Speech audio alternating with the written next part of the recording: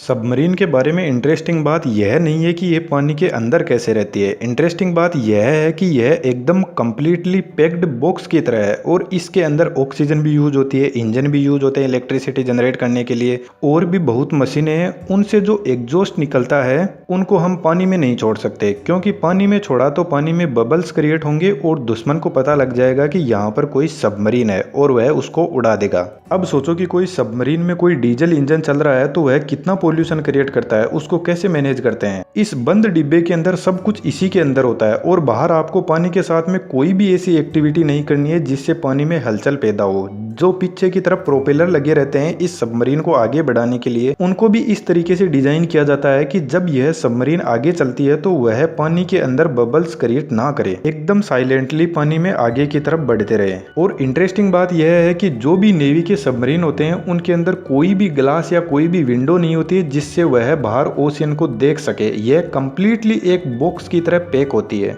Submarine कितनी depth में water में जा सकती है, यदि कोई सबमरीन डूब रही है तो उसमें जो क्रू मेंबर होते हैं उनका क्या होता है, इनमें जो कम्युनिकेशन का सिस्टम होता है वह किस टाइप का होता है, इन सभी क्वेश्चन के जवाब इस वीडियो में जानेंगे। इस सबमरीन के बारे में एक एक फैक्ट्स लेते हैं और उनको सोल्व करते हैं और आगे बढ़ते हैं।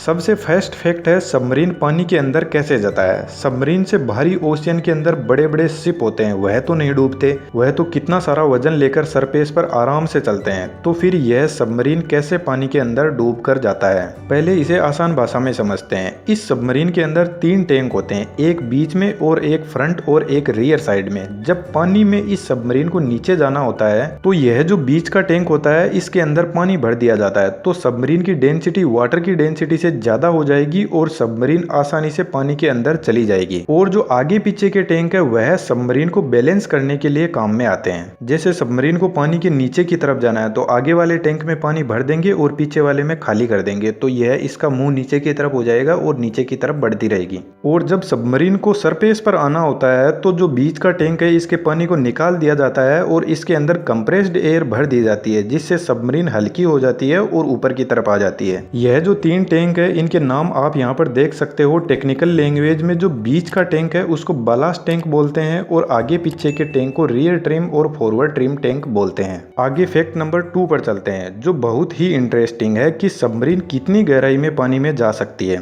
देखिए सबमरीन कितनी गहराई में जा सकती है इसके बारे में कोई भी देश की नेवी इसके बारे में कुछ भी नहीं बताती है, क्योंकि यही तो इसकी हिडन क्वालिटी होती है। जब सबमरीन को किसी पर अटैक करना होता है तो वह पानी में कौन सी जगह पर है इसके बारे में दुश्मन को ज्यादा जानकारी ना हो, यही बेहतर रहता है। लेकिन इंटरेस्टिंग यहाँ पर यह है कि यदि हम ओशियन को डेप्थ के अकॉर्डिंग डिवाइड कर दे तो यह सबमरीन का एरिया होता है कि कौन से एरिया में यह सबमरीन काम करेगी और कौन से एरिया से यह अटैक करेगी। टेस्ट डेप्थ वह एरिया है जिसमें सबमरीन अपने नॉर्मल ऑपरेशन को परफॉर्म करती है नॉर्मल कंडीशन के अंदर। इसके बाद यदि और डेप्थ में जाए तो आती है ऑपरेटिंग डेप्थ। इस एरिया में सबमरीन अपने जो भी ऑपरेशन है वह अच्छे से परफॉर्म कर सकती है। जब कोई वार होती है तो इस एरिया से सबमरीन को ऑपरेट किया जाता है। एक तरीके से ऐसा कहा जा सकता है कि सबमरीन की जो पानी में डेप्थ में जाने की कैपेसिटी होती है उसमें से इस ऑपरेटिंग डेप्थ के अंदर यह सबमरीन सही से काम करती है, अपने पूरे ऑपरेशन को अच्छे से परफॉर्म कर सकती है। लेकिन यदि सबमरीन इसके आगे और चली गई पानी की डेप्थ में तो इस एरिया को क्रश डेप्थ बोलते हैं। यहाँ पर सबमरीन के साथ में कुछ भी हो सकता है, क्योंकि अब सबमरीन डूबने की कंडीशन में आ गई है और इतनी गहराई में सबमरीन पर पानी का प्रेशर इतना ज्यादा होगा कि वह इस प्रेशर को सहन नहीं कर सकती,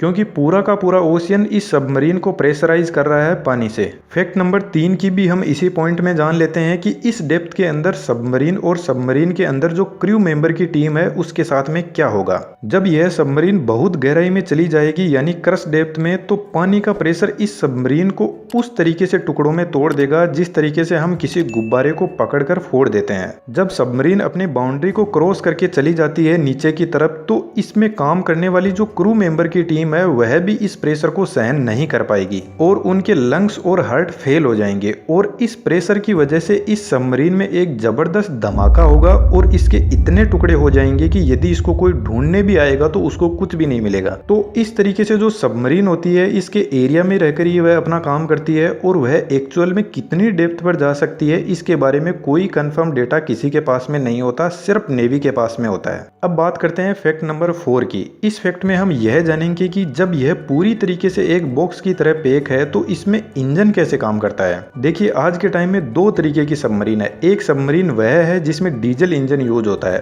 और एक सबमरीन आज के टाइम में न्यूक्लियर पावर सबमरीन भी यूज होती है। जो डीजल इंजन सबमरीन होती है उसमें जब डीजल इंजन को स्टार्ट किया जाता है तो वह बहुत ज्यादा पोल्यूशन क्रिएट करता है और एक बंद डिब्बे के अंदर यदि यह इंजन चलता रहेगा तो इसके अंदर जो भी काम करने वाले क्रू मेंबर है वह मर जाएंगे घुट घुट के। तो इसलिए इसमें डीजल इंजन के साथ में एक बहुत ही बड़ा बैटरी पैक होता है। तो इस डीजल इंजन का इन बैटरी को चार्ज करने के लिए काम में लिया जाता है। जब इन बैटरी को चार्ज करना होता है तो सबमरीन ओशियन के सरफेस पर आती है और अपने इंजन चालू करती है और इन बैटरी को चार्ज करती है। जब यह चार्ज हो जाती है तो इंजन को बंद करके यह अपनी डेप्थ में वापस चली जाती है।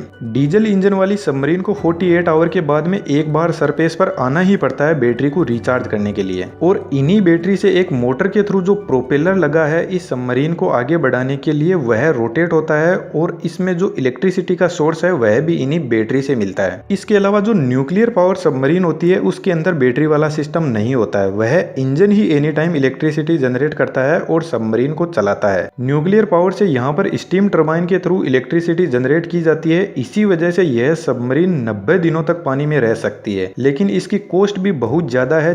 4 डीजल इंजन सबमरीन के बराबर एक न्यूक्लियर पावर सबमरीन की कॉस्ट आती है और साथ में न्यूक्लियर पावर वाला इंजन कंटिन्यूअसली चलता रहता है तो यह पानी में आवाज भी बहुत ज्यादा करता है। लेकिन दोनों इंजन के अपने अलग अलग फायदे हैं और नुकसान है। डीजल इंजन को अपनी बैटरी को पानी में रिचार्ज करने के लिए एक टेक्नोलॉजी डेवलप की गई जिसका नाम है स्नोरकेल। इसके अंदर सबमरीन जब पानी में होता है तब इस स्नोरकेल की हेल्प से जो इंजन का एग्जॉस्ट है उसको एक पाइप के थ्रू ओशियन के सरफेस पर छोड़ दिया जाता है। लेकिन इनका भी नुकसान है कि किसी को पता लग सकता है कि यहाँ पर कोई सबमरीन है।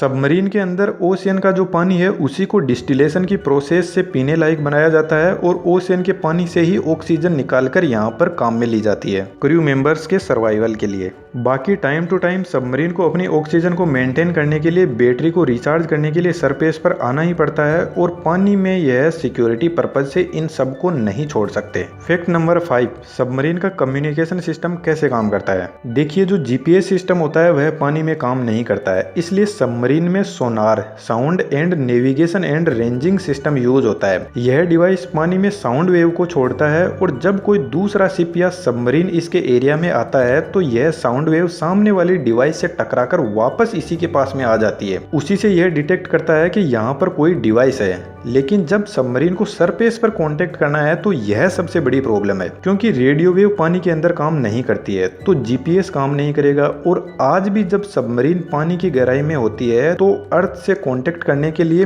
Very low frequency system use करती है। पहले के टाइम में सबमरीन को कांटेक्ट करने के लिए सरफेस पर आना पड़ता था, लेकिन यदि आज सबमरीन सरफेस पर आएगी तो फिर उसका मतलब क्या रह जाएगा। इसलिए very low frequency signal submarine से जनरेट किया जाता है और इसको रिसीव करने के लिए बहुत ही बड़े बड़े एंटीना लगाने पड़ते हैं अर्थ पर। फिर भी उनकी एफिशिएंसी बहुत ही कम होती है, क्लियर सिग्नल नहीं मिलता, क्योंकि वेरी लो फ्रीक्वेंसी की वेवलेंथ तो ठीक होती है लेकिन जो इसमें इन्वायरमेंट के जो डिस्टरबेंस है वह उसके साथ में मिक्स हो जाते हैं और यह फ्रीक्वेंसी लॉस्ट हो जाती है, इसलिए इसकी एफिशिएंसी बहुत ही कम होती है। लेकिन फिर भी सरफेस से कांटेक्ट करने के लिए सबमरीन पानी की गहराई में होते हुए भी अपना एंटीना पानी की 10 मीटर तक की गहराई में लेकर आती है और फिर उससे सिग्नल जनरेट करती है और कम्युनिकेशन किया जाता है। और आपको बता दूं यह जो सबमरीन से कांटेक्ट करने का सिस्टम है यह सिर्फ कुछ ही कंट्री के पास में है, जिनमें से यूएसए, चाइना, रशिया और अपना इंडिया भी है। फैक्ट नंबर 6, अब बात आती है कि जब यह सबमरीन पूरे तरीके से एक बॉक्स की तरह पैक है तो जब कभी बाहर देखना होता है इससे तो कैसे देखते हैं। उसके लिए इस सबमरीन के अंदर एक पेरिस्कोप लेंस होता है जो 360 डिग्री तक देख सकता है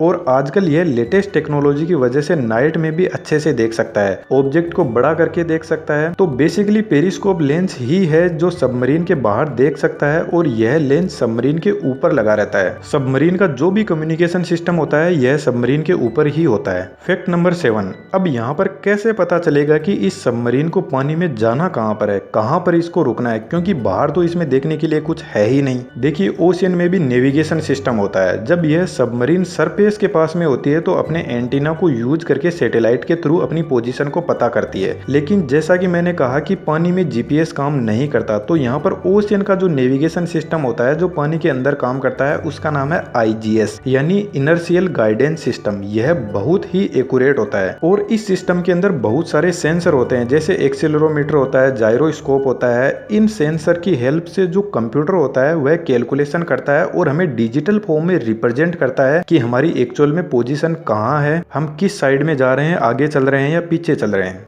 सबमरीन का एंगल क्या है, यह सब इसी आईजीएस से ही पता चलता है। फैक्ट नंबर 8, सबमरीन किस स्पीड पर चलता है। सबमरीन की कोई ज्यादा स्पीड नहीं होती है, highest speed 37 kilometre per hour है और वह भी जो एडवांस टेक्नोलॉजी की सबमरीन है उनकी। बाकी इसकी स्पीड 23 किलोमीटर पर आवर से 37 किलोमीटर पर आवर की स्पीड के अंदर वेरी करती है। अब मैं आपको कुछ इंटरेस्टिंग बातें बताता हूँ इस सबमरीन को लेकर। आपको पता है ओशियन में बहुत सारी वेव आती है, पर यह वेव इस सबमरीन का कुछ भी नहीं कर सकते। जब बहुत ज्यादा हाई वेव ओशियन के अंदर आती है तो यह सिर्फ 5 या 10 डिग्री तक इस सबमरीन को हिला सकती है। इस 5-10 डिग्री से ज्यादा इस सबमरीन पर ओशियन की वेव का फर्क नहीं पड़ता है। सबमरीन को जब पानी में टर्न लेना होता है तो इसके अंदर भी फिन्स लगे रहते हैं, जैसे एयरप्लेन वाले वीडियो में मैंने बताया था। उस टाइप से ही सबमरीन के अंदर एलिवेटर और रडर्स पीछे की तरफ लगे रहते हैं पानी में इसको टर्न लेने के लिए। सबमरीन के अंदर एडवांस टेक्नोलॉजी के वेपन होते हैं, जैसे मैंने अभी एक वीडियो में ब्रह्मोस मिसाइल के बारे में बात की थी, तो ब्रह्मोस मिसाइल को भी सबमरीन से लॉन्च किया जा सकता है। बाकी इसमें न्यूक्लियर वेपन भी होते हैं और भी बहुत वेपन इस सबमरीन से लॉन्च कर सकते हैं। सिर्फ 4-5 कंट्रीज के पास में ही अपना खुद का सबमरीन है, जिसमें हमारा इंडिया भी है। जब कोई वार होती है तो सबमरीन के जो वेपन होते हैं उनका बहुत बड़ा रोल होता है, क्योंकि यह एक तरीके से छिपे हुए रहते हैं। कब कहां से अटैक हो जाए दुश्मन को ज्यादा पता नहीं रहता इसके बारे में। इसके अलावा बहुत टाइप के सबमरीन होते हैं। एक अटैक सबमरीन होता है जो कम दूरी के दुश्मन पर अटैक करता है। इसके अलावा एक बैलिस्टिक सबमरीन होता है जो लंबी दूरी से अटैक करता है। बाकी इन सबमरीन के अंदर इंटेलिजेंस सर्विलेंस का पूरा सिस्टम लगा रहता है सबमरीन के अंदर से, जिसको कंट्रोल किया जाता है। बाकी मेरे हिसाब से मैंने आपको सबमरीन के बारे में बहुत कुछ एक ही वीडियो में कवर कर दिया है एंड आई होप दैट कि वीडियो आपको अच्छा भी लगा होगा। और यदि वीडियो आपको अच्छा लगा तो चैनल को जरूर सब्सक्राइब कीजिएगा और चैनल पर विजिट कीजिए और ऐसे ही वीडियो को और एंजॉय कीजिए। Thank you.